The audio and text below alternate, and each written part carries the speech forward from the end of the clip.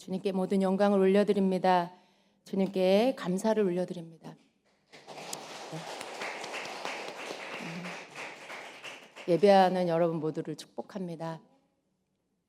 주님께서 우리의 예배를 기쁘게 받으세요.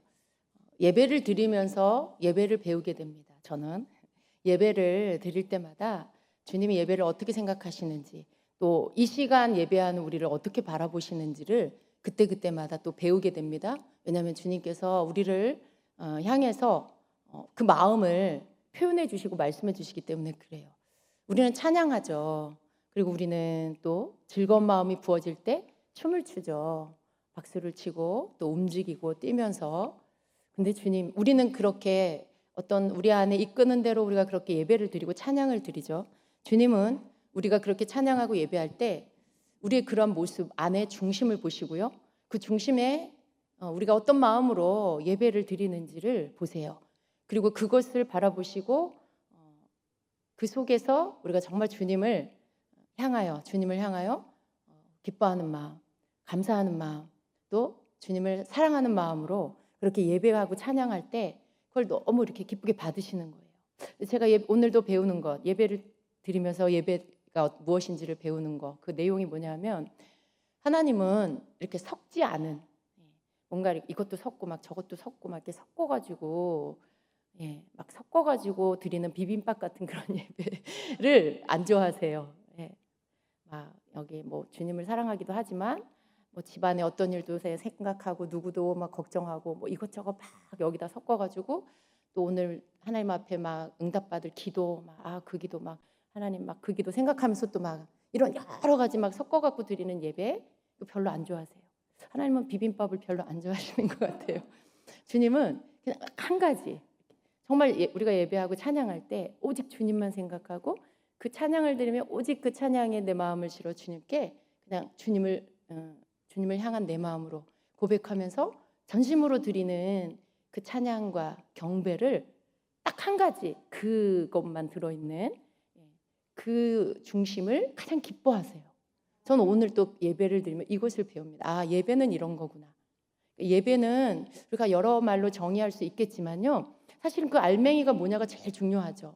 예배는 우리가 하나님께 드리는 거잖아요. 우리가 예배를 하나님께 드리는데 예배를 받으시는 하나님이 평가하시는 거잖아요. 우리가 평가하는 게 아니야. 아, 지금 예배 잘 드리고 오늘 예배 좋은 예배네. 우리가 그렇게 평가할 수가 없어요. 그죠? 예배를 받으시는 하나님만 예배를 평가하실 수 있습니다. 그런데 하나님께서 보실 때 하나님이 인정해 주시고 기뻐하시는 예배가 뭐냐가 가장 중요하죠.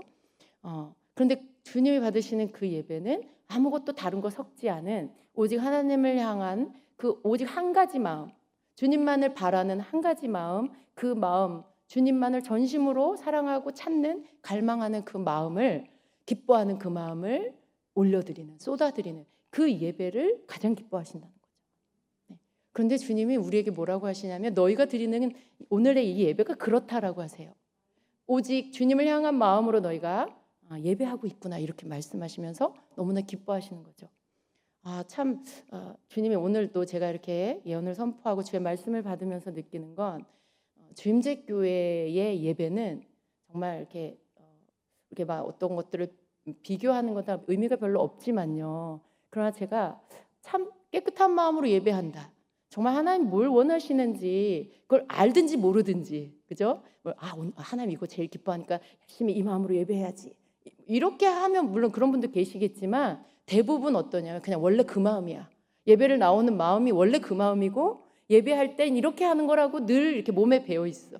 그러니까 주님을 올려드리고 높여드리고 주님을 찬송하는 그 마음 안에 여기까지 이렇게 물론 이렇게 우리가 순번을 정해서 나오지만 여러분 예배를 향한 설레이는 마음, 갈망하는 마음, 막 달려나오고 싶은 그 마음에서부터 출발해서 예배를 드리면서 하나님 앞에 쏟아드리는 나의 마음이 그냥 정말 그냥 최선을 다하고 싶은 그런 마음, 예배에 최선을 다하고 싶은 그 마음이 그냥 여러분 안에 그냥 있는 거예요. 여러분의 그 마음이 있는 거예요. 그래서 내가 이렇게 해야지라는 어떤 것보다는 그냥 그 마음이 쏟아져 나오는 예배.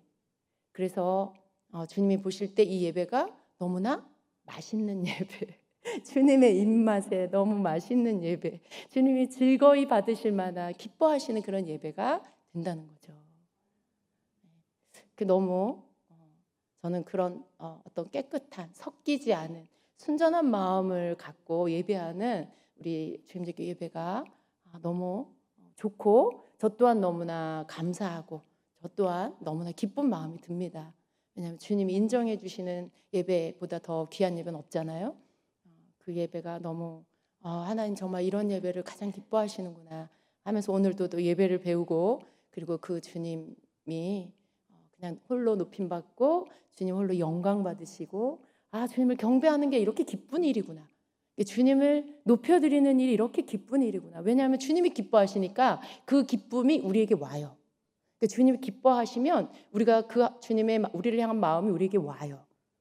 그리고 우리 또한 기뻐하게 되고 즐거워하게 되고 뭔가 샘솟듯이 뭐가 막 내 안에서 샘솟듯이 막 올라오는 터져 나오는 그런 것들을 경험하게 되는 거죠.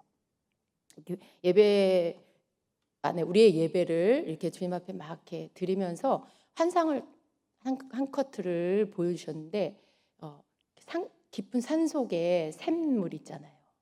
그 샘물 이렇게 퍼도 또 올라오고 또 퍼도 올라오는 그 샘물 마치 우리의 예배가 그런 예배 샘솟듯이 계속해서 새롭게 올라오는 그 샘솟는 그 샘물 같은 그걸 보여주시며 우리의 예배가 그렇다라고 하시는 거예요.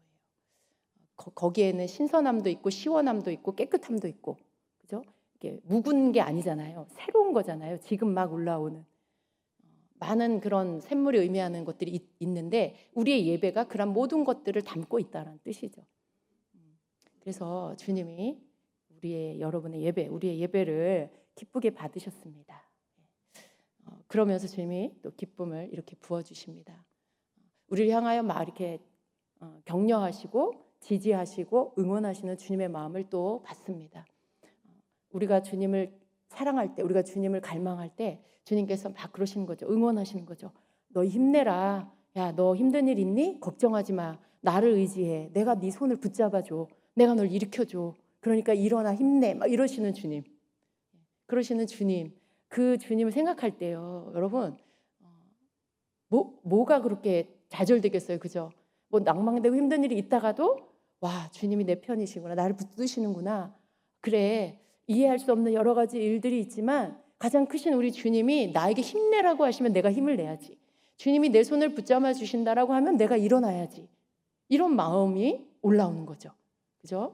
그러면서 툭툭 털고 일어나게 되는 모든 생각으로 사단이 여러 가지 막 부정적인 생각, 염려한 생각, 막 과거에 뭐 어떤 것들 자꾸 생각나게 해서 우리를 묶어 놓으려는 것들이 우리를 속이고 들어오지만 그러나 우리가 오늘 선포되는 주의 말씀을 붙잡고 그것들을 다 끊어버리는 거예요. 그죠? 과거의 것들 다 끊어버리라고 하시잖아요. 과거의 것은 다 문을 닫아버리라고 하시잖아요. 왜냐하면 과거는 자꾸 우리 발목을 붙잡으려고 하는 것이죠. 그러나 주님은 우리에게 오늘 새롭게 말씀하시고 오늘 너희가 일어나라라고 하시면 그러면 일어나면 되는 거고, 그죠? 힘을 내면 되는 거니까 그렇게 우리가 주님의 말씀 붙잡고 여러분 더 화이팅하고 일어나시길 축복합니다. 예, 오히려 우리는 지금 이 상황을 이렇게 어떻게 사는지를 이제 익숙해져야 하는 상황들, 그죠? 어떻게 하나, 언제까지 힘들다 이게 아니라 이제는 이 패턴 안에서 우리가 이렇게 즐거이 살아가는 법들을 이제는 몸에 배도록 해야 될 것 같아요.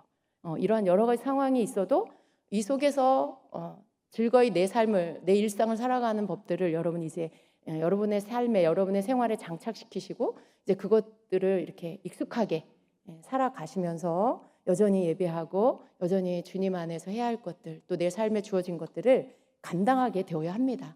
그게 우리에게 익숙해지면 더 이상 사단이 겁주지도 못해요. 괜찮아, 나 이제 다 익숙해졌어. 나 이거 넉넉히 감당해. 걱정하지 마, 너. 이렇게 오히려 우리가 오히려 이렇게 견고한 모습으로 그렇게 한 방 먹여줄 수 있는, 그죠?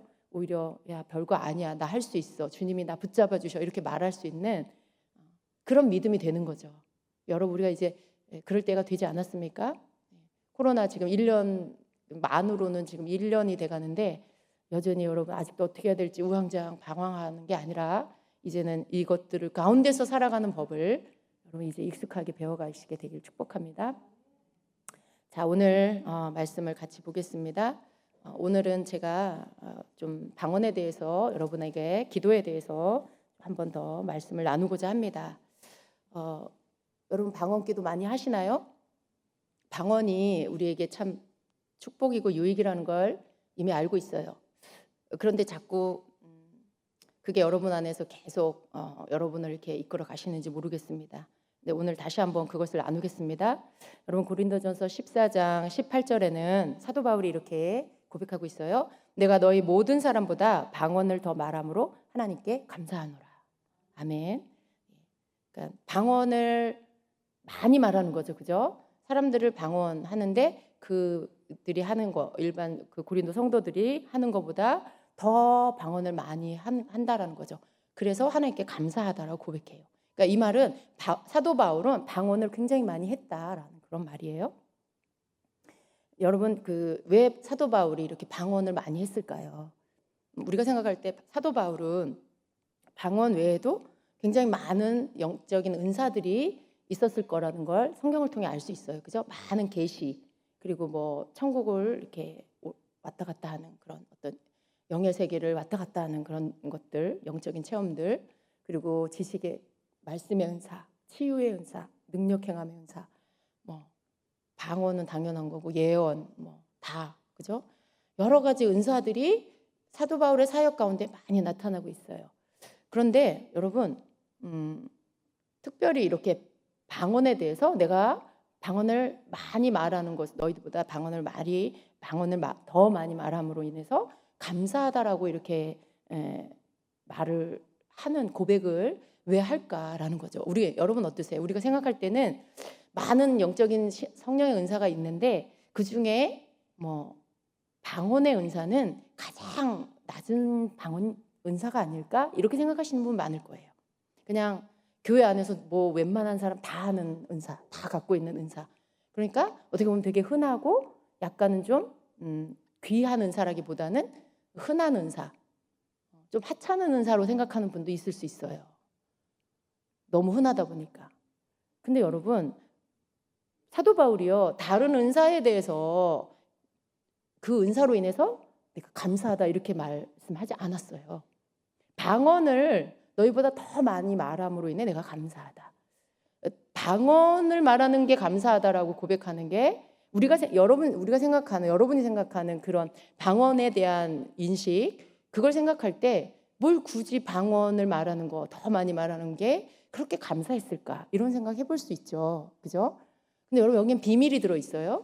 예, 많은 은사가 있지만 어쩌면 이렇게 죽은 자를 살게 하는 은사, 그죠? 사도 바울은 이렇게 졸다가 떨어진 그 사람 누구죠? 그 사람 이렇게 말씀 듣다가 난간에서 졸다가 떨어졌잖아요. 근데 사도 바울이 살게 했죠. 그러니까 죽은 자도 살려내는 그런 능력이 있는 거예요. 근데 여러분 대단하잖아요, 그죠? 그런데 방언을 말하는 거로 인해 감사하고 그리고 방언에 대해서 가르쳐요. 우리는 은사를 이렇게 서열을 정하죠. 가장 좋은 은사, 뭐 그다음 막 그렇게 하고 심지어 어떻게 해요? 내 수준으로는 능력 행함의 은사는 좀 내가 구하기에는 좀 너무 어마무시한 은사 같아. 뭐 이런 말. 귀신을 내어쫓는 은사는 나랑은 좀 안 맞는 것 같아. 내가 구할 은사는 아닌 것 같아. 스스로가 막 이렇게 서열을 정해요. 막 높은 은사, 낮은 은사, 귀한 은사, 천한 은사 뭐 이렇게 해갖고 뭐 그러면서 가장 밑에 두는 게 뭐예요? 방언. 아주 만만한 은사, 방언. 뭐 이렇게 생각하고 심지어 어떤 사람은 그 은사 그냥 뭐 받으나 마나지 뭐. 그리고 어떤 사람은 또 받아가지고는 안 쓰고 방언으로 말하는 거 안 하고 여러 가지 이 방언에 대한 그냥 정말 정확하지 않은 성경적이지 않은 그야말로 그냥 자기 스스로나 자기가 여러 그냥 사람의 생각들을 나누면서 이렇게 정해놓은 어떤 그런 잘못된 정의를 방언에다 두고 있다는 거예요. 근데 여러분 우리는 어떤 기준을 어디서 배워야 돼요? 성경에서 배워야 되는 거죠. 근데 사도 바울은 방언에 대해서 자기가 방언을 말하는 걸 감사하다라고 했어요. 그 방언에 들어있는 비밀을 바울은 알고 있었기 때문에 그렇습니다. 여러분, 우리가 방언이 주는 유익에 대해서 제가 설교도 했고 여러분 잘 알고 있을 거예요. 물론 기억을 하는지 모르겠지만, 그렇지만 방언이 주는 유익도 있고요. 그러는데 우리가 그런 것들은 좀 이게 제가 경험해 보니까 이런 거예요. 만약에 여러분이 5년 전에 방언이 주는 유익에 대해서 들었다. 그런데 5년 뒤에 다시 그 설교를 여러분 듣잖아요. 그러면 5년 전에 들었을 때 깨닫는 것과 지금 5년 뒤에 들었을 때 깨닫는 게 달라요. 그때 여러분이 깨달았던 수준이 다시 5년 뒤에는 더 깊은 단계가 깨달아지는 거예요. 그래서 우리가 뭔가 하나를 알았다고 해서 완전히 그걸 안다라고 말할 수 없어요. 성경 말씀도 우리가 똑같이 예전에 읽잖아요. 똑같은 성경을 예전에 읽잖아요. 그런데 똑같은 내용의 말씀을 내가 몇 년 뒤에 그 성경 그 부분을 다시 읽으면 전혀 새로운 말씀으로 내게 깨달아지죠. 예, 하나님의 말씀은 그런 능력이 있어요. 그때그때마다 내 영적 수준에 따라서 말씀이 새롭게 열리는 거죠. 그런 것처럼 여러분 방언도요. 은사에 대한 것들도 내가 이미 다 들어서 알고 있어. 그런데 또 내가 믿음이 성장하고 신앙이 성장하면 그 내가 알고 있는 것들이 그 수준이 아닌 더 깊은 것들이 깨달아지고 열어지게 되는 그러한 아주 신비로운 일들이 있습니다. 그래서 우리가 방언이 주는 유익도 있고 그러는데 방언을 또 해야 하는 여러 가지 이유들도 여러분이 알고 있겠지만 오늘은 방언을 해야 하는 몇 가지 그런 이유들을 좀 볼 거예요. 그런데 제가 먼저 경험한 게 방언을 해야 하는 몇 가지 이유들 가운데 알고는 있었지만 또 새롭게 깨달아지는 것들이 있더라고요. 실제적인 것들로 경험되어진 더 깊은 경험을 통해서 이렇게 깨달아지는 그런 것들이 있더라는 거예요. 그래서 좀 여러분 몇 가지 방언 기도를 해야 하는 그런 몇 가지 이유를 그냥 첫째, 둘째 이렇게 해서 한번 여러분하고 나누려고 합니다. 그래서 첫 번째로 우리가 방언을 해야 하는 방언 기도를 해야 하는 이유는 우리가 방언이 우리가 성령 세례 받을 때 성령 충만함으로 부음 받을 때 그때 가장 확실하게 나타나는 바깥으로 보여지는 증거가 뭐냐면 바로 방언이에요. 여러분 성령 세례, 성령의 기름 부음, 성령 세례 받을 때 바깥으로 보여지는 증거 가운데 첫 번째로 나타나는 게 방언이라고 할 수 있어요. 그렇지만 방언이 나타나야만 꼭 성령 세례를 받은 거다. 꼭 그렇게 말할 수는 없어요. 방언이 대부분 나타나지만 때로 그게 이렇게 나타나지 않는 경우도 있기는 해요. 그런데 제가 볼 때에는 방언이 나타나지 않는 이유가 방언을 못 받아서가 아니라 각 사람의 그런 어떤 성격이 어떤 사람은 적극적이고 그리고 뭔가 내 안에서 뭔가 작동되고 일어나면 거기에 대해서 스스럼 없이 뭐 어떤 내 마음이 거부하지 않고 내 안에서 뭔가 이끄는 힘에 따라서 내가 그냥 혀를 맡기고 혀에 발음이 되어지는 대로 막 하는 적극적인 사람이 있어요. 그런데 어떤 사람은 굉장히 이렇게 내성적이거나 겁이 많고 이렇게 좀 소심하고 생각이 많고 이런 사람들은 성령 세례, 성령의 충만함이 임해도요. 어떤 반응을 하냐면 뭔가 이렇게 막 혀가 자꾸만 돌아가려고 하고 이상한 말이 나오려고 하는데 스스로가 생각으로 그걸 자꾸 막아요. 왜냐하면 발음이 내가 생각지도 못한 이상한 발음이야. 그러니까 어떻게 해요? 내가 이상한 말을 하면 이상한 사람이 될 것 같은 생각을 1초 안에 다 하는 거예요. 그러니까 거의 무의식과 같은 그런 상태에서 자기가 그거를 그냥 거부하고 있어요. 왜 거부하는지 정리가 안 해서 안 된 상태에서 그냥 1초 안에 모든 걸 생각해요. 이게 뭐지? 나 이상한 말이 나오려고 그래. 나 창피하면 어떡하지? 막 이런 게 한꺼번에 1초 안에 생각이 다 이렇게 들면서 이게 몸이 어때요? 내 생각이 그런 생각을 하니까 내 몸과 내 혀는 자동적으로 거부를 해버려요. 받아들이질 않아 버려요. 근데 성령님은 어떠시냐면 뭔가를 주시고 막 이끄시다가도 내가 그걸 거부해버리면 멈춰버려요. 그러니까 방언이 왔지만 내가 그걸 이렇게 막 거부하는 그러한 생각과 몸이 반응을 해버리면 성령님도 딱 멈춰버리시는 거죠. 방언을 못 받은 게 아니라 방언이 안 나오게 내가 거절한 게 돼버리는 거예요. 그래서 성령님이 임하시고 성령 충만함이 나에게 부어지면 거의 대부분은 방언이 나옵니다. 좀 어린아이 같은 마음을 가지는 사람들은요. 굉장히 그런 반응을 잘해요. 그냥 내 속에서 나타나지는 대로 거부하지 않고 그냥 따라가죠.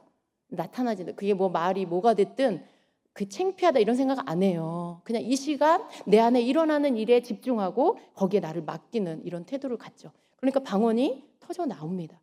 근데 못하는 사람은 성령세를 못 받아서가 아니라 스스로 안에서 뭔가 아직 그 자기를 이렇게 가리우고 있는 것들, 아직 자기 자신과 이렇게 성령의 충만함이 임했는데도 불구하고 여전히 자기가 힘을 발휘하는 순간 힘을 발휘하는 어떤 것들로 인해 방언이 이렇게 차단되어 버리는 경우, 그래서 방언을 못하는 경우, 그런 경우가 있어요.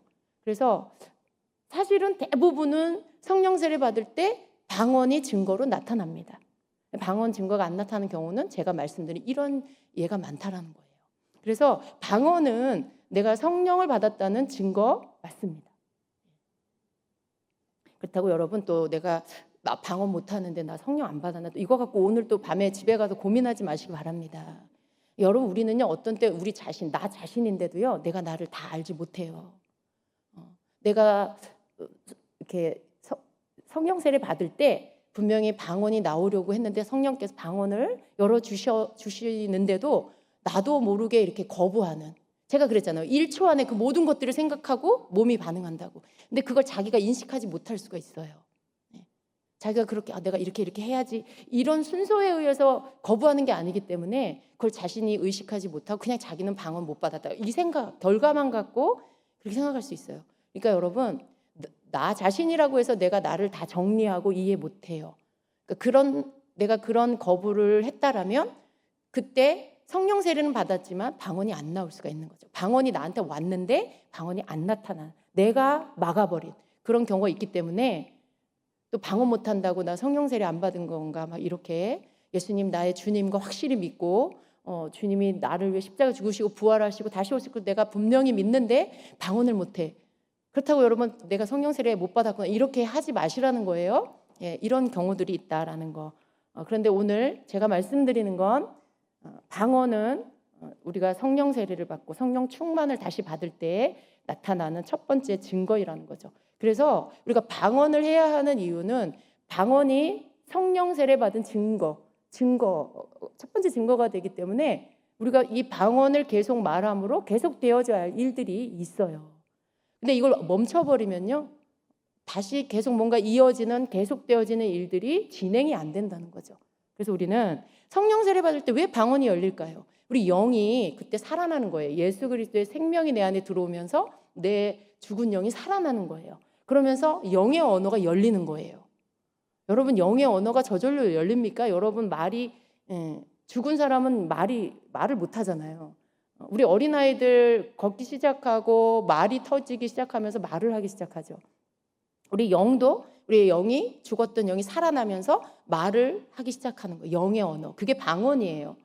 그래서 방언은 우리 영이 살아났을 때 방언을 할 수 있게 되는 거예요. 성령님이 하게 하시는 거기 때문에. 그래서 여러분 우리 영이 살아날 때 방언이 열려지게 되는 거죠. 그래서 방언은 영의 언어인데 그 영의 언어를 왜 주실까요? 우리 영으로는 영의 언어를 해야 하기 때문에 영적인 어떤 활동들과 영적인 어떤 성장들과 이런 여러 가지는 방언, 영의 언어로 해야 하기 때문에 영의 언어가 열려져야 하는 것입니다. 그래서 우리가 성령 세례 받고 방언이 열리면 그때부터 영의 말을 해야 돼요. 영의 말을 해야 여러분 말을 해야 되잖아요. 말을 못하면 말을 못하는 경우는 대부분 어때요? 우리 아이들이 예를 들어 말을 못하는 상태가 있다. 그러면 어딘가 아픈 거죠, 그죠? 어딘가 문제가 있는 거잖아요. 우리 영도 마찬가지예요. 그래서 우리는 성령 세례 받고 방언을 받았다면 방언을 계속 해야 돼요. 여러분 말 계속 하잖아요. 언제 말 안 할까요? 관속에 들어갈 때 말 안 하겠죠? 네. 우리 천국 갈 때까지 계속 방언을 해야 돼요. 그래서 방언을 해야 한다라는 것입니다. 첫 번째 이유가. 두 번째 이유는요. 여러분 고린도서를 보면 바울은 고린도 교인들에게 계속해서 방언을 하라고 격려를 합니다. 그리고 또 왜 방언을 하라고 하냐면 개인 기도 생활에서 자기의 덕을 세우는 이 수단으로 방언을 하라고 가르치고 있죠. 그래서 고린도전서 14장 4절에는 방언을 말하는 자는 자기의 덕을 세우고 이렇게 말씀하고 있어요. 그리고 또 유다서 1장 20절에는요. 영적으로 자신을 세우는 것을 성령 안에서 기도하는 것과 연결해서 말씀을 하고 있죠. 예. 그래서 방언 기도는 이렇게 나를 세우는, 자신을 세우는 것과 연결이 되어 있습니다. 유다서 1장 20절에 그러나 사랑하는 자들아 너희는 너희의 지극히 거룩한 믿음 위에 너희 자신을 세우며 성령님 안에서 기도하고 이렇게 말씀을 하고 있어요. 그래서 영적인 은사, 나를 세우는 거, 나를 세우는 거에 방언 기도는 뗄래야 뗄 수 없는, 어쩌면 방언 기도를 통해서 내가 세워지는 거, 방언 기도를 통해서만 내가 세워질 수 있는 거라고 말해도 과언이 아니에요. 사실은 여러분 이 방언 기도를 여러분 체험을 하고 더 깊은 단계 방언의 그 능력들을 체험을 하게 되면 결국 나를 영적으로 든든히 세워주는 거, 나 자신을 영뿐만 아니라 내 혼과 그리고 내 육의 전반적인 내 모든 삶의 영역에 건강하게 나를 믿음 안에서 세워주는 것은 그 첫 번째 발걸음이 방언이구나라는 것들을 경험하게 됩니다. 그래서 자기를 자기 덕을 세운다, 나를 세운다라고 할 때 방언 말고 뭐 다른 거, 내가 말씀도 있고 뭐 또 성경 공부도 있고 뭐 또 교제도 있고, 물론 여러분 그런 거 교회 신앙생활에 다 필요하지만요. 나를 세우는 것, 나 자신을 세워가는 것, 특별히 내 영을 건강하게 세우면서 내 영으로 인해 혼과 육까지 내 삶이 건강하게 만들어지게 하는 것은요, 방언인 거예요. 다른 게 아니에요. 다른 수단이 아니라 방언인 것입니다. 그래서 여러분 방언을 해야 하는 것입니다. 어떤 영적 은사에 대해서 잘 가르치는 목사님이 계시는데요. 그분이 이렇게 말씀을 했습니다. 방언으로 말하는 것은 성령 충만의 증거이자 남은 여생 동안 계속해서 지속되는 그런 경험인 것을 잊지 말아야 한다. 그러니까 방언을 계속 말하는 것은 내가 사는 동안에 계속 지속되는 어떤 경험이라는 거죠. 끊어지지 말아야 하는, 멈추지 말아야 하는 그런 경험이라는 것을 잊지 말아야 한다라고 말을 했습니다. 이 목사님은 방언을 하는 것은 방언하는 게 결코 메말라서는 안 된다. 우리가 매일 방언을 말하는 것은 우리의 삶을 풍성하게 해주는 흐르는 시냇물 같은 것이다라고 말씀했어요. 여러분 시냇물은 계속 멈추지 않고 흐르죠. 그죠? 겨울에도요. 위에는 얼어도 아래는 어떻게 해요? 계속 물이 흘러요. 그러니까 계속 멈추지 않고 흐르는 시냇물을 우리가 생각해 보면 방언을 하는 것은 마치 그런 것과 같다라는 거죠. 내 삶에 마치 시냇물처럼 뭔가가 계속 이렇게 흐르도록 해주는 것인데 방언을 계속함으로 그런 어떤 시냇물같이 흐르는 일들이 계속 일어난다는 거죠. 여러분 생각해 보세요. 내가 정지되어 있다. 내 영이 뭔가 정지되어 있다. 내 영의 작동이 정지되어 있다라는 것을 생각해 보세요. 그런데 그 반대로 내 영이 계속 뭔가 작동되어지고 움직이고 성장하고 세워지고 이런 것들, 마치 시냇물이 멈추지 않고 계속 흐르는 것처럼 그 두 가지를 비교해 볼 때 내 영이 멈춰져 있는 것을 생각하면 그건 그냥 생명이 있나 없나? 뭔가 예수님 안에서 영이 살아나긴 했는데 그 상태로 그냥 계속 있는 거. 한 살로 그냥 계속 있는 상태, 이렇게 생각해 볼 수 있어요. 근데 방언을 계속하면 어떻게 되냐면 시냇물이 계속 흐르는 것처럼 내 안에서 계속 영적인 어떤 흐름과 순환과 작동과 성장과 세워짐이 계속 일어나게 된다는 거죠. 방언은 바로 우리를 그렇게 만들어주는 것이다라는 거예요. 예. 그래서 고린도전서 14장 2절에 방언을 말하는 자는 사람에게 하지 아니하고 하나님께 한다라고 말씀하고 있죠. 이는 알아듣는 자가 없고 영으로 비밀을 말함이라 이렇게 말씀했어요. 여러분 영으로 비밀을 말하는 거, 이게 무슨 뜻일까요? 그러니까 이 구절에서 지금 영으로 비밀을 말합니다라는 이 번역을 새 번역에서는 어떻게 번역을 하고 있냐면 그는 성령으로 비밀을 말하고 그는 성령으로 비밀을 말하고 있습니다라고 이렇게 번역을 해요. 그러니까 영으로 비밀을 말합니다라는 이 뜻은 성령 안에 우리가 성령으로 비밀을 말하고 있는 것이다라는 뜻이에요. 그러니까 내가 내 의지와 어떤 내 안에서만, 나라는 영역 안에서만 뭔가 방언하는 게 어떤 기술과 어떤 그런 내가 받은 능력으로 내가 뭔가를 말하는 걸로 끝나는 게 아니라 성령 안에서 말하는, 성령으로 말을 하는, 그게 방언인데 그게 비밀을 말하는 것이다. 그러니까 이 말에는 뭐가 들어있는 거예요? 나와 성령님의 합동으로 하고 있는 기도. 나 혼자 하는 기도가 아니고 성령님 안에서 내가 함께 뭔가를 하고 있는 방언이라는 건 뭔가 그 안에서 함께 하는 것인데 그게 어떤 하나님께 드리는 비밀, 하나님의 비밀을 말하는 행위다라는 것이죠. 예. 그래서 이 말은 또 고린도전서 14장 4절에 보면 내가 만일 방언으로 기도하면 나의 영이 기도하거니와 이렇게 말씀하고 있죠. 그런데 여러분 이 말씀은요 이런 뜻이에요. 내가 만일 방언으로 기도하면 나의 영이 기도하거니와라는 나의 영이 기도하거니와라는 이 말은 나의 영이 내 안에 있는 성령님을 통해서 기도한다라는 그런 뜻이에요. 나의 영이 성령님을 통해서 기도한다. 성령님을 통해서 기도한다. 여러분 하나님은 영이시죠? 우리가 방언으로 기도할 때 우리의 영은요 영이신 하나님과 직접 접촉하는 거예요. 이렇게 연결이 되는 거예요. 우리가 방언으로 기도할 때 사실은 이 어떤 초자연적인 그러한 통로로 하나님께 말을 하고 있는 거죠. 그러니까 여러분 우리가 방언을 굉장히 하찮은 은사로 생각하면 안 돼요. 그래서 우리는 방언으로 기도해야 하는 두 번째 이유가 이런 이유가 있는 거예요. 방언으로 우리가 기도할 때 방언은 뭔가 계속해서 내 영적인 작동, 활동들이 일어나게 하고 나를 성장하고 세워줄 뿐만 아니라 성령을 통해서 내가 기도하고 비밀을 말하고 이 말은 곧 내가 하나님과 직접 연결된다라는 그리고 내 방언은 성령님 안에서 성령님을 통해서 기도하는 그러한 것이기 때문에 방언을 해야 된다라는 것입니다. 자, 세 번째는요. 세 번째 방언으로 기도해야 하는 이유는 날마다 방언으로 우리가 기도해야 하는 이유 세 번째는 방언은 성령님이 우리 안에 내주하고 계신다는 사실을 끊임없이 인식시켜 주는 것이 되기 때문에 그래요. 여러분 성령님이 여러분 안에 내주하고 계시는 걸 믿으세요? 네, 믿어요. 사실 믿어요. 그런데 믿기는 믿는데 이게 여러분에게 계속 인식되지는 않을 거예요. 교회에 오면 인식이 돼요. 그죠? 예배 안에 있으면 여러분 인식이 돼요.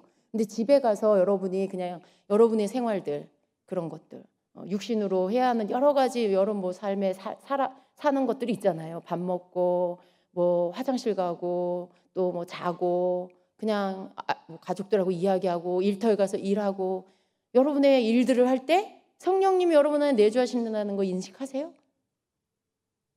잘 못하죠. 여러분이 의지적으로 막 생각을 해야 여러분 인식이 되죠. 그죠? 그게 여러분이 막 쉽게 그냥 성령님이 내 안에 계신다는 게 저절로 인식이 막 되진 않잖아요. 근데 우리가 날마다 방언으로 기도를 하면 성령님이 내 안에 내주하고 계신다라는 것이 끊임없이 인식되게 된다는 거죠. 방언 기도를 매일 하게 되면 그래서 방언으로 매일 기도하며 하나님을 높이고 경배하는 것은 이렇게 성령님이 내 안에 내주하고 계신다라는 사실을 계속해서 의식을 하게끔 도와준다라는 거예요. 그래서 우리가 매일 성령님이 내 안에 내주하고 계신다는 사실을 인식하고 산다면 어떻게 될까요? 우리의 사고 체계와 삶의 방식은 달라지게 될 거예요. 그렇죠? 우리가 성령님이 내 안에 내주하고 계신다는 걸 계속 의식하고 살면 내가 하는 모든 사고 체계가 좀 바뀌겠죠? 그죠? 막 여러 가지 죄된 생각들, 함부로 입에서 터져 나오는 말들 이런 것들에 대해서 내가 함부로 하지 못하겠죠? 여러 가지 삶의 방식이 바뀌어지겠죠? 그래요. 여러분 어떤 예화가 있는데요. 어떤 강사 이렇게 집회를 하는 강사 목사님이 어느 교회를 가셔서 이제 그 담임 목사님 가정에서 이제 묵게 되셨는데 그 가정에 이제 이렇게 저녁에 집회가 끝나고 밤에 가셨는데 한쪽 방에서 막 어떤 딸아이인데 12살 먹은 아이인데 걔가 막 엄마한테 막 화를 내고 막 소리를 지르고 막 함부로 엄마한테 막 화를 내고 있는 그 모습을 보게 됐어요. 근데 이 아이가 그 목사님이 이제 아빠와 함께 온 그 분이 목사님인 걸 바로 알죠. 그리고 자신이 막 분통하고 있고 막 분노를 엄마한테 막 쏟아내서 막 하고 있는 모습을 그분이 본 것을 자기가 이렇게 보게 됐죠. 그리고는 어떻게 했을까요? 근데 또 이 아이가 굉장히 좀 예의가 있는 아이인 것 같아요. 그 목사님께 바로 죄송하다고, 자기가 이렇게 엄마한테 함부로 하고 화를 내고 소리 지르는 모습을 보이게 돼서 죄송하다고 이렇게 말을 했어요. 근데 이 목사님이 그 아이한테 뭐라고 했냐면 그래, 네가 나한테 죄송한 마음이 드니? 그런데 나보다 더 크신 분이 계셔. 너를 나도 보았지만 그러나 나보다도 더 크신 분이 지금 네가 막 분노하고 엄마한테 소리 지르고 이렇게 하는 모습을 나보다 더 크신 분이 이미 다 보고 계셔. 이렇게 말을 이렇게 해주면서 이 목사님이 이제 성령님에 대해서 이렇게 막 이야기를 해주는 거, 이 아이한테. 그래서 걔한테 너가 성령 세례를 받았니?라고 물어보니까 받았다라고 했어요. 그래서 이제 그 아이와 함께 함께 기도하자 하고 그 아이와 함께 기도하면서 이 아이가 자기가 했던 그런 행동들을 회개를 하고 이제 다시 이렇게 계속 기도를 할 때 그 아이 속에서 방언이 나오기 시작하고, 그리고 그 아이가 하나님을 막 찬양하고 높여드리는 그런 기도를 막 하게 됐어요. 그래서 이제 이 아이 마음이 새로워졌는데 이 목사님이 그 아이한테 그 성령님에 대해서 다시 말씀을 해주면서 네가 다시 그 얘기를 해준 거죠. 네 안에 항상 너를 보고 계시는 분이 네 안에 내주하고 계셔. 그분은 네가 화를 내고 네가 소리 지르고 이러한 모습도 다 보고 계시는데 그렇기 때문에 네가 그런 모습을 그분한테, 나한테도 죄송한데 너 그분이 성령님인데 그분한테 그런 모습 보이는 거 네가 원하지 않지? 라고 했죠. 그러면서 네가 그러니까 매일매일 방언으로 기도해. 그러면 네가 그런 것들을 하지 않게 될 거야 라고 이야기를 해줬어요. 근데 이 아이가 그 말씀을 잘 새겨 듣고요. 그리고 그 이후로 매일매일 방언으로 기도를 한 거예요. 몇 년 있다가 이 목사님이 그 교회에 집회를 갔는데 그 아이가 그 목사님에게 와서 자기 얘기를 하는 거예요. 자기가 그날 이후로 매일 방언으로 기도를 했대요. 그리고 그 이후로 엄마에게나 이렇게 어떤 그렇게 이전처럼 막 화를 내거나 막 소리 지르고 이런 것들을 그 이후로 한 번도 안 했습니다. 그런 것들이 없어졌어요 라고 이렇게 고백을 했다는 거죠. 그러니까 방언으로 기도를 하는 것으로 인해서 내가 막 함부로 막 육적인 삶을 살게 되는 것들이 끊어지게 됐다라는 거예요. 근데 우리는 여러분 어때요? 여러분 우리는 여러분 성령 충만 받으셨죠? 그죠? 근데 우리는 어때요? 우리는 불행하게도 우리가 성령 충만한 것 같아요. 이렇게 예배드리고 찬양하고 막 뜨겁게 막 그러면 나 성령 충만 받은 것 같아요. 근데 우리 어때요? 여전히 화를 내고 또 하지 말아야 할 말, 또 하지 말아야 할 행동들, 이런 것들을 하는 경우가 많이 있어요. 그죠? 가슴에 손을 얹고.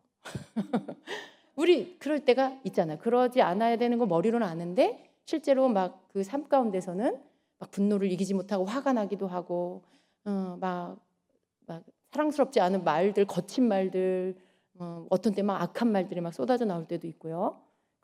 그러잖아요. 근데 여러분 우리가 성령 충만한 것 같은데 왜 그럴까요? 우리 분명히 성령 받았는데 왜 그럴까요? 예배 드리고 집에 갔는데 왜 그럴까요? 왜 그럴까요? 이것은 우리가 하나님과 교제하지 않아서 그런 거고, 그래서 우리 영이 아니라 우리가 영으로 이렇게 살아야 되는데, 영의 이끌림을 따라서 내 혼과 육이 따라가면서 살아야 되는데 그렇지가 않고 어떻게 해요? 육으로 살기 때문에 그런 일이 일어나는 것이라는 거죠.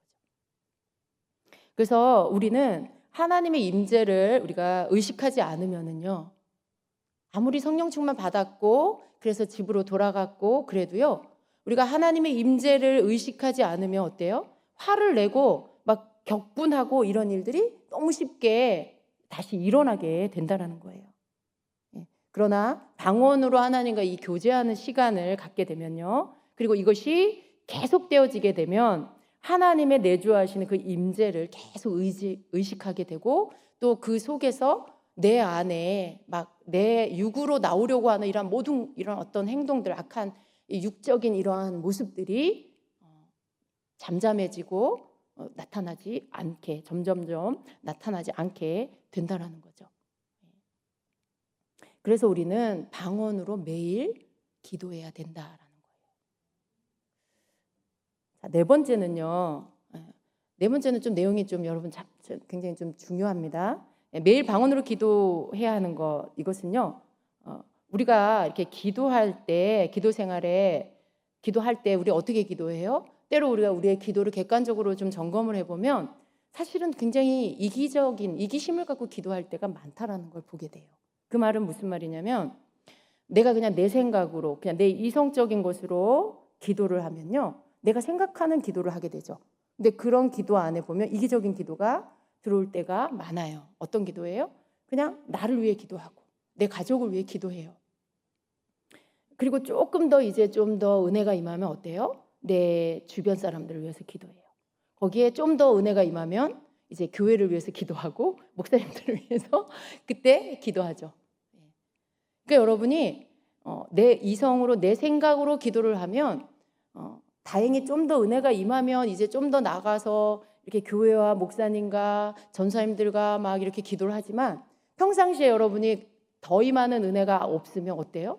여러분의 기도는 그냥 내 기도, 내 가족 기도, 그리고 끝나게 되는, 이게 내가 보통은 여러분 우리가 성령님과 함께 성령님이 이끄는 기도가 아닌 내 이성을 가지고 내 생각 안에서만 기도를 하게 되면 내 기도 영역이 굉장히 이렇게 좁아. 그러니까 뭐예요? 나와 나의 가족과 내 관계된 것만 기도를 하는 거, 이거가 뭐예요? 굉장히 이기적인 기도죠. 네. 더 나아가서 하나님 나라와 더 넓은 영역에 이런 중보를 하지 못하고 내게 속한 것만 기도하는 거, 이거가 이 기도 자체가 굉장히 이기적인 기도라는 거예요. 그런데 우리가 이런 이기적인 기도가 되지 않기 위해서는요, 어떻게 기도를 해야 되냐면 내 이성으로 내 생각으로만 기도하는 게 아니라 성령 안에서 기도를 해야 된다는 거죠. 로마서 8장 26절에는요 우리가 마땅히 기도할 바를 알지 못하나라고 이렇게 말씀하고 있어요. 그런데 26절 우리가 전체를 한번 읽어보겠습니다. 이와 같이 성령도 우리의 연약함을 도우시나니 우리는 마땅히 기도할 바를 알지 못하나 오직 성령이 말할 수 없는 탄식으로 우리를 위하여 친히 간구하시느니라, 이렇게 말씀하죠. 우리는 무엇을 어떻게 기도해야 할지를 잘 알지 못해요. 사실은 여러분 어디서부터 어디까지 기도를 해야 될지 잘 알고 계세요, 여러분? 잘 알지 못할 때가 많아요.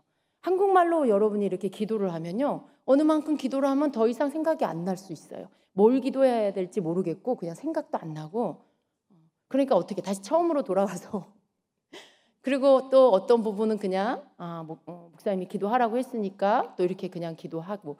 근데 여러분 이렇게 우리는 사실은 우리의 생각으로는 뭘 기도해야 될지 어떻게 기도해야 될지 잘 모를 때가 많습니다. 그런데 내 안에 성령께서 우리를 위해서 간구하신다라고 말씀하고 있죠.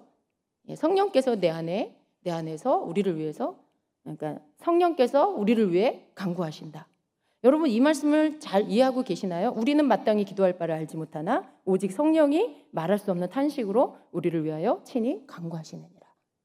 이 말씀을 믿으시죠? 근데 무슨 뜻이에요? 그러니까 이 말씀을 여러분 충분하게 이해하시지 못할 거예요.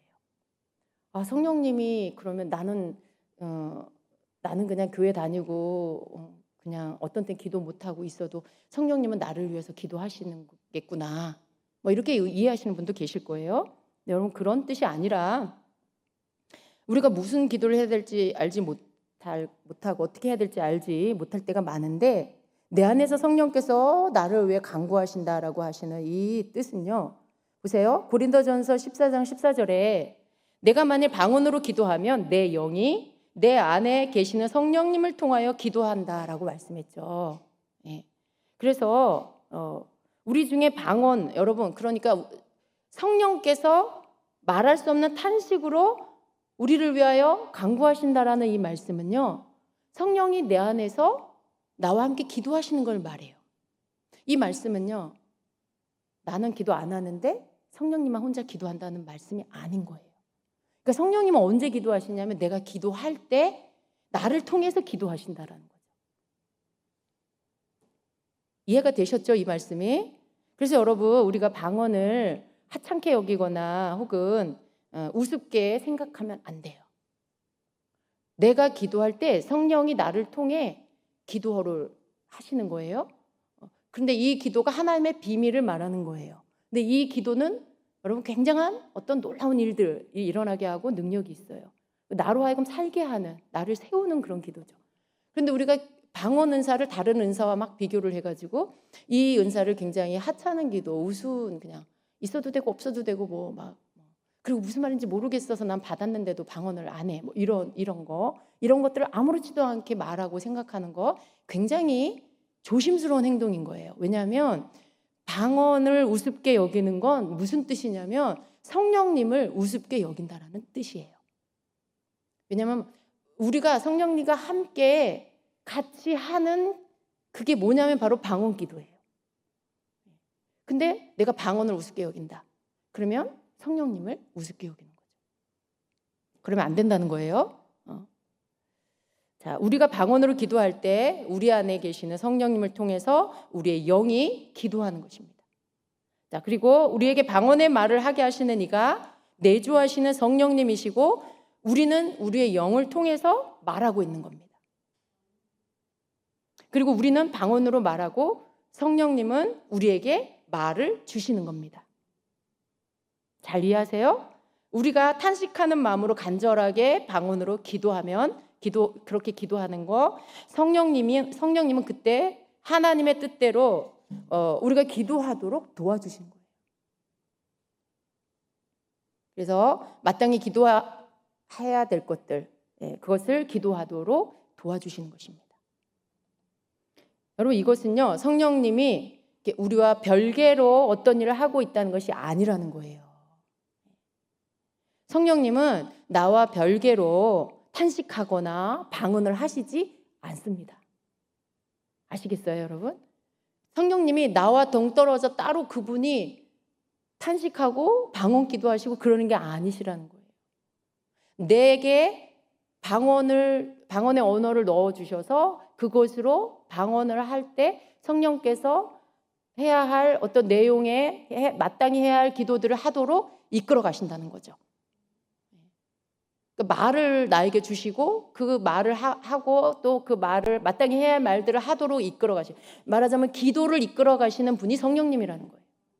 내가 하는 것 같지만 성령이 내 기도를 이끌어 가시는 거예요. 그래서 여러분 성령님이 나를 위해서 탄식하며 기도하는 것은 나의 내부에 나의 영으로부터 언어가 나와서 나의 입술로 말하는 것. 다 지금 같은 말인데 계속 반복하고 있어요. 제가 여러분에게 충분히 이해하라고 말씀드리는 거예요. 나의 입술로 언어 주신 것을 말하는 것. 이게 방언. 이게 성령님과 함께 기도하는 성령님이 나를 위해서 탄식하고 나를 위해 기도하는 게 바로 이렇게 기도하는 걸 말하는 거죠. 그러니까 성령님이 나를 위해 기도하게 하려면 어떻게 해야 될까요? 매일 방언 기도를 해야 돼요. 매일 우리가 방언 기도를 하는 게 성령님이 나를 위해 탄식하며 기도하게 하는 그런 거예요. 사실은 방언을 내가 시작하지만 방언을 시작하면 기도를 하게 하시는 분이 성령님이에요. 우리는 방언을 함으로 성령님이 나를 위해 기도하게 만드는 거라고 말할 수 있죠. 그런데 사실 우리가 방언을 시작해서 방언을 하게 되면 성령님이 나로 하여금 기도하게 하시는 거예요. 방언하게 하시는 거예요. 그래서 성령님이 방언하도록 어떻게 할까? 내가 방언하는 게 성령님이 방언하게 하시는 거다. 이걸 여러분 이해하시기 바랍니다. 성령님이 여러분을 대신해서 여러분을 위해서 여러분의 기도를 대신하지 않으신다는 거. 꼭 기억하세요. 성령님은 상담자로, 조력자로, 중보자로, 변호자로 그리고 힘을 주시는 분으로 또 대기자로 우리 안에 거하시도록 보냄을 받으신 분이에요. 여러분 이 대기자로 오셨다는 말씀에 굉장히 와닿지 않습니까? 그분이 나와 상관없이 무엇을 혼자 막 하시지 않는다는 거예요. 대기하고 계세요. 내가 할 때 그분이 도와주시고 내가 하려고 하고 할 때 그분이 하도록 이끌어주시고 그러니까 대기하고 계시는 거죠. 그분이 나보다 앞서서 막 내가 아무것도 안 하는데 뭘 막 하시고 그러시지 않는다는 거예요. 그러니까 우리가 하는 게 굉장히 중요한 거죠. 성령님은 우리의 기도 생활을 책임지지 않으신다는 거예요. 난 기도 안 해도 돼. 성령님이 하시니까. 이거 아니라는 거예요. 그러니까 로마서 8장 26절 말씀을 믿고 내가 기도 안 해도 뭐 성령님이 이렇게 탄식하는 기도로 날 위해 하시잖아. 그게 아니라는 거죠. 성령님은 우리의 기도 생활을 책임지지 않으신다는 거예요. 예수님은 하나님 보좌 우편에서 우리를 중보하셔요. 근데 성령님은 우리 안에 오셔서 나의 방언 기도와 함께 기도하시는 거. 그러니까 그분이 내가 기도 안 하는데 그분은 기도한다. 그러지 않으신다는 거예요. 우리의 기도를 돕기 위해서 보냄을 받았을 뿐입니다. 성령님. 방언으로 말하는 것은 성령께서 내 입에 주신 말로 기도하는 것이라는 거예요. 이것은 성령께서 인도하시는 것. 성령께서 나를 인도하시는 것이라는 거예요. 여러분, 방언이 성령님이 나를 인도하시는 거라는 걸 우리가 믿고 기도해야 돼요. 방언을 내 의지로 막 기도해. 처음부터 끝까지. 그건 여러분 조금 뭔가 우리가 좀 고쳐야 될 것들이 있어요. 방언을 내가 시작하는 거예요. 그런데 여러분, 방언이 시작되었지만 여러분이 다 경험해서 알겠지만 여러분이 방언을 내가 시작하지만 어느 시점에 집중해서 방언을 하다 보면 그 다음에 어떤 일이 일어나요? 내가 방언에 이끌려서 간다는 걸 경험하게 될 거예요. 그게 성령님이 나를 이끌어 가시는, 기도를 방언으로 나를 이끌어 가시는 거기 때문에 내가 이끌려가는 그런 기도예요. 그리고 우리가 한 가지 더 알아야 될 건 뭐냐면 방언이 끝나는 지점을 내가 정하면 안 된다는 거예요. 그러니까 방언은 성령님이 나를 이끄시는 지점까지 가야 된다는 거죠. 왜냐하면 그분이 이끄는 기도이기 때문에 내가 어느 만큼 가다가 이제 오늘은 여기까지 그만해야 되겠어 하고 끝내버리는 건 성령님의 이끄시는 것들을 내가 거부하는 게 돼버리는 거죠. 그러니까 기도가 우리가 훈련하잖아요. 시간을 기도를 안 하다가 기도를 하면 30분 기도도 힘드니까 30분을 돌파하는 기도, 그 다음 1시간을 돌파하는 기도, 그 다음 1시간 반, 2시간. 여러분 이렇게 기도 시간을 늘려가는 훈련을 할 수는 있어요. 그런데 우리가 충분히 그것들을 이제 훈련이 되어진 다음에는요, 우리는 성령님이 이끄는 지점에까지 가는 기도를 해야 된다는 거죠. 그게 왜냐하면 그 기도 안에 성령님이 하시는 일, 하게 하시는 기도 안에 그 영의 비밀을 말하는 그 기도 안에 성령님께서 뭔가 그날 그 기도를 통해 다 마치셔야 할 일이 있는 거예요. 우리는 방언을 할 때 통역이 안 되면 무슨 기도를 하는지 모르지만 그러나 모른다 할지라도 그 기도 안에 성령님께서 하시는 일들이 있다는 거죠. 왜냐하면 이끌어 가시잖아요. 이끌어 가시다가 중간에 내가 손 뿌리치고 나 오늘 그냥 집에 그만 갈래요. 이렇게 하는 거나 똑같아 버리는 거죠. 기도하다가 내가 멈춰버리면 내가 그냥 성령님 오늘은 그만해요. 내가 중단하는 거나 마찬가지예요. 그러니까 그분이 이끄시는 때까지 충분히 갈 때 그날 이루어야 할 기도 안에서 역사들이 다 완성이 된다라는 거. 이거 우리가 꼭 알아야 되겠습니다. 그래서 그렇게 하도록 우리가 기도를 훈련해야 되겠습니다.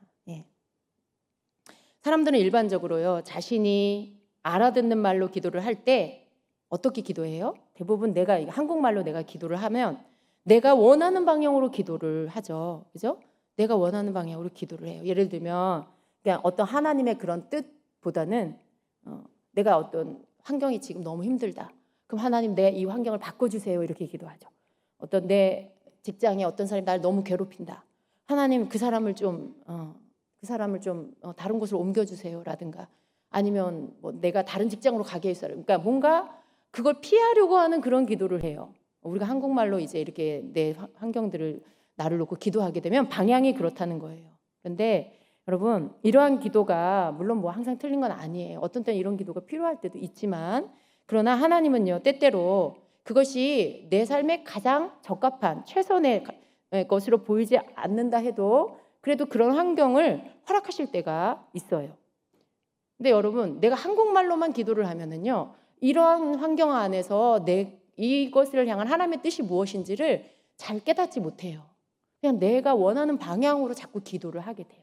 근데 방언으로 우리가 매일 방언으로 기도를 하게 되면 내가 원하는 방향으로 기도를 하다가도 그것이 내 중심적인 내 생각으로 하는 기도라는 것을 깨닫게 되고 그리고 성령님 어떻게 해요? 그러한 것들을 내게서 제거해 주신다라는 거예요. 그것을 기도 방향을 바꾸어서 하나님의 온전한 뜻이 이루어지도록 그 방향으로 틀어주시고 그렇게 기도하도록 이끌어 주신다는 거죠. 근데 방언 기도를 할 때 이런 일들이 일어난다. 그래서 나중에 어떤 고백을 해요? 내가 처음에는 이렇게 기도를 했는데 나중에는 기도가 바뀌더라고. 이렇게 나중에 이것 속에 들어있는, 이 일 속에 들어있는 하나님의 뜻이 뭔지를 깨달아 알게 하시더라고요. 그래서 기도가 바뀌었어요. 이렇게 말하는 사람들도 있죠. 그러니까 성령께서 바른 방향으로 기도를 바꿔 가신다는 거예요. 자, 다섯 번째로, 시간이 많이 갔네요. 다섯 번째로 방언으로 기도해야 하는 이유는, 방언은 이제 믿음이 이렇게 일어나게 하고 하나님을 더욱 신뢰하게 만들어주기 때문에 그렇습니다. 그래서 방언으로 말하는 것은 자신을 세운다라고 했어요. 믿음을 세워준다는 말이기도 해요. 그 말이. 그래서 방언으로 기도하는 것은 믿음을 자극하고 믿음을 작동시켜요. 그래서 하나님을 더 잘 신뢰하는 법을 배우도록 도와줍니다. 그래서 방언 기도를 통해 믿음이 일어나고 하나님을 신뢰하게 하고, 그리고 그것이 또 어떻게 해요? 치유를 가져오게 하죠. 그런 경우들이 많이 있죠. 그래서 방언이 다른 모든 은사의 시작에 문이 되는 이유도 방언 속에 들어있는 이 믿음을 일으키는 능력이 작동되어지기 때문에 그렇다는 거예요. 여러분, 방언이 다른 은사들이 열리게 하는 문이라는 거 알고 계시죠? 여러분이 방언을 해야 여러분에게 방언 통역이 열리고, 또 예언이 열리고, 또 여러분이 어떤 지식의 말씀의 은사, 지혜의 말씀에서 이런 것들, 또 더 나가서 여러분 뭐 치유의 은사라든가 이런 성령의 은사가 같이 열리는 거예요. 방언이 열리지 않고 다른 은사들이 열리는 경우는 거의 없습니다, 여러분. 간혹 가다가 그런 분이 계시는지 모르겠는데, 저는 좀 왜냐하면 이 방언은요, 영적인 부분에 내 영적인 통로를 열어주는 그러한 어떤 일을 방언이 하는 거거든요. 근데 방언이 열리지 않았는데, 영적인 부분들이 열리지 않았는데 어떻게 다른 은사가 열릴까? 뭐 물론 하나님이 하시면 하실 수 있겠지만요, 사실은 원리적으로 보면 방언이 열려야 다른 은사들이 열리게 된다는 거예요. 그래서 방언은 다른 모든 은사의 문을 여는 문이 되는, 그것들이 열리도록 하는 문이 되는 것이 바로 방언이다라는 것입니다. 믿음을 일으키어서 뭔가를 작동시키기 때문에 그렇습니다. 자, 여섯 번째는 제가 시간이 많이 가면 마음이 좀 급해지는데 두 가지만 더 하겠습니다. 자, 여섯 번째는요, 성도가 방언으로 기도를 해야 하는 이유는, 방언을 말하는 것이 어떤 세상의 불경건한 요소들을 거기에서 이렇게 내가 오염되는 것들로부터 우리를 지켜주는 수단이 됩니다. 여러분 직장생활 할 때, 사회생활 할 때 여러분 이렇게 어떤 상황에서는 원치 않는 대화 속에 여러분이 막 같이 있어야 되는 상황들이 있죠. 어떤 때는 막 저속한 말들을 막 하는 그런 상황 속에 그런 것들 가운데 여러분이 있게 될 수도 있어요. 근데 여러분, 그런 상황 속에서도 여러분이 교회에서 모여서 우리가 방언하는 것처럼 일터에서도 여러분이 다른 사람들에게 좀 이렇게 방해를 하지 않으면서도 방언을 말할 수가 있어요. 내가 있는 장소에서 사람들이 막 덕이 안 되는 뭐 이렇게 농담을 하고 뭐 이렇게 뭐 그런 저속한 말을 하고 그럴 때 여러분이 조용히 하나님께 방언으로 기도할 수 있는 거죠. 그렇게 하면 여러분이 어떻게 돼요? 어떤 세상으로부터 그런 것들로부터 오염되는 것으로부터 여러분이 보호를 받습니다. 방언을 하게 되면 여러분이 그런 것들로부터 보호함을 받고 지켜지게 된다는 거예요. 더럽혀지지 않는다는 것입니다. 여러분, 그리고 이런 거예요. 우리가 방언을 하게 되면 분별이 되어지고 뭔가 보호가 되면서 그런 말들이 나와 상관이 없고 나도 그런 말이 싫어지고. 문제가 뭐예요, 여러분? 섞인 것의 문제가 뭐예요? 그런 말이 아무렇지도 않게 내 안에 흘러들어와. 그런 말이 아무렇지도 않게 내 안에 받아들여져. 이게 문제잖아요. 그러니까 여러분, 방언을 하게 되면 이런 것들이 싫어지고 이런 것들을 나는 원하지 않아. 그러니까 섞이지 않도록 만들어주는 그런 수단이 방언이라는 것입니다. 여러분, 그냥 방언으로 이렇게 조용하게, 여러분이 다른 사람의 방해 안 되게 조용하게 방언을 말하는 것만으로도 여러분 자신을 보호할 수 있다라는 거예요. 마지막으로 일곱 번째는 여러분, 사도 바울이요, 고린도전서 14장 21절에 보면 방언을 설명하면서 구약에서의 방언에 관한 말씀을 언급을 하고 있어요. 그래서 고린도전서 14장 21절 22절을 보면 같이 읽어봅니다. 율법에 기록된 바 주께서 이르시되 내가 다른 방언을 말하는 자와 다른 입술로 이 백성에게 말할지라도 그들이 여전히 듣지 아니하리라 하였으니 그러므로 방언은 믿는 자들을 위하지 아니하고 믿지 아니하는 자들을 위하는 표적이나. 방언을 설명하는 거예요. 방언에 대해서 설명하는데 뭐라고 하냐? 율법에 이렇게 기록됐다는 거죠. 내가 다른 방언을 말하는 자와 다른 입술로 이 백성에게 말할지라도 그들이 여전히 듣지 아니했다. 이렇게 말씀해요. 근데 이 말씀이 어디에 있는 말씀이냐면 이사야서 28장 11절 12절에 이 말씀이 있어요. 거기 뭐라고 말씀하고 있냐면 그러므로 더듬는 입술과 다른 방언으로 그가 이 백성에게 말씀하시리라. 전에 그들에게 이르기를 이것이 너희 안식이요 이것이 너희 상쾌함이니. 이렇게 말씀하고 있어요. 그러니까 여기 이 사도 바울이 방언에 대한 예언에 대한 어떤 가르침을 하면서 고린도전서 14장에서 율법에 기록된 바라고 말씀하신 게 바로 이사야서 28장 11절 11절의 말씀인데 거기에서 방언에 대해서 뭐라고 설명을 하고 있냐면 그것이 바로 너희의 안식이요 이것이 너희의 상쾌함이다. 그런데 백성들이 받아들이지 않았다. 뭐 이렇게 말씀하고 있는 건데 결국 뭐냐면 방언은 구약에서도 뭐라고 말씀하냐면 방언이 너희의 안식이고 너희의 상쾌함이다. 이렇게 말씀을 하고 있는 거예요. 여러분 이것은요 구약에서만 말씀하시는 게 아니고 방언이 가지고 있는 방언이 주는 그러한 능력 안에 안식과 상쾌함이 있다라는 말씀이에요. 그걸 바울은 구약에서 가지고 와서 방언을 신약에 와서 더 설명을 하고 있는 거죠. 여러분 방언을 하면 안식이 임해요. 방언을 하면 여러분에게 상쾌함이 임한다는 말씀이죠. 안식이라는 건 여러분 막 좋은 시간 내 가지고 아주 멋진 뭐 이렇게 뭐 해외 여행이든지 여러분 어디 휴가지든지 가서 며칠 동안 휴가를 보내고 왔어요. 그러면 막 쉼이 있고 막 안식이 있고 막 좋으세요?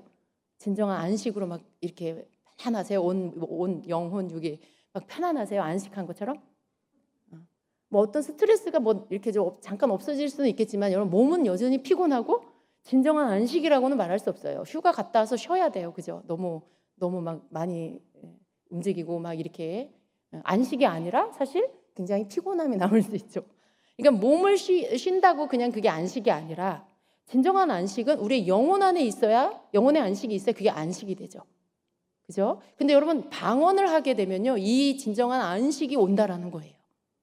여러분 방언기도 하기 전에 굉장히 막 컨디션이 안 좋고 뭐 몸도 무겁고 막 기분도 나쁘고 그럴 때 있을 거예요. 근데 여러분이 막 1시간 이상 방언으로 집중해서 막 기도를 하고 나니까 그런 것들이 싹 떠나가는 그런 거 많이 경험하셨죠? 뭐 이렇게 그냥 그냥 느낌으로 기도했으니까 좋아 이게 아니라 실제적으로 여러분 내면에 뭔가 상쾌함이 임하고 시원함이 임하고 뭔가 편안하고 뭔가 자유케 되어진 것 같은 그런 진정한 쉼이 느껴지는 안식이 느껴진 그런 거 여러분 많이 경험하셨을 거예요.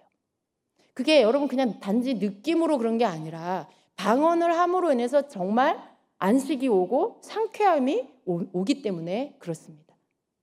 그래서 방언을 하면 이렇게 상태가 바뀌어지는 거예요. 실제로 여러분 방언을 하면 여러분 많은 어떤 현상들이 나타나잖아요. 어떤 때 여러분에게 막 진동이 임하고 그러면서 뭐예요? 막 어깨를 누르는 무거움이 막 떨어져 나가요. 머리에 복잡한 생각들이 막 떨어져 나가요. 실제로 그래요, 여러분. 그런 일들이 방언을 할 때 막 일어나요. 그래서 여러분이 집중된 방언을 1시간 이상 하게 되면 실제로 이런 모든 것들이 막 이렇게 다 여러분에게서 벗어지고 떠나가고 그리고 마음에 평안함, 안식 그 속에서 확신과 믿음 이렇게 하나님이 주시는 것들이 여러분 안에서 일어나게 되죠. 그리고 굉장히 어떤 상쾌함과 시원함을 느낄 때도 있고 그게 여러분 방언이 우리가 방언을 매일 기도해야 하는 방언을 계속 말해야 하는 이유가 이런 이유들이 있는 거죠. 그래서 여러분 우리는 방언이 나에게 주어졌다라면 방언을 매일 해야 합니다. 아멘. 네, 아멘. 우리가 그냥 방언하는 거랑 방언을 해야 하는 이유를 알고 기도하는 거랑 너무 다를 거예요.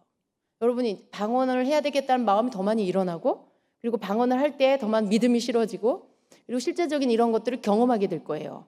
그죠? 듣고 방언하게 될 때. 내가 방언을 못한다. 못하는 이유를 잘 생각해 보시기 바랍니다. 분명히 내가 성령세를 받았는데 아직 내가 방언이 안 나온다. 여러분의 생각해 보시기 바랍니다. 내가 방언 소리 자체, 발음, 이런 거, 어색한 거, 이런 거 내가 거부하지 않았나. 그렇다면 여러분 회개하시고 다시 성령님께 방언을 하기 원한다고 구하세요. 그리고 방언을 말하게 해달라고 구하시고, 그리고 방언을 계속 그 방언을 주시라는 그 간구를 하시면서 여러분 안에 방언의 어떤 그 조짐이 혀에 느껴진다라면 혀를 내어 맡기고 성령님이 여러분 혀를 마음대로 움직이실 수 있게 어떤 소리가 나든지 여러분 상관하지 말고 혀를 내어 맡기고 방언을 시작하시기를 바랍니다. 그래서 방언을 회복하시고요. 그래서 매일매일 방언을 하게 되시기를 축복합니다. 아멘. 방언은 우리 주님께서 우리에게 주신 너무나 좋은 선물입니다. 그리고 이것은 성도가 죽을 때까지, 천국 갈 때까지 계속해서 사용되어져야 하는 그러한 어떤 내 몸의 일부라고 생각해요. 내 영혼의 일부라고 생각을 하셔야 돼요.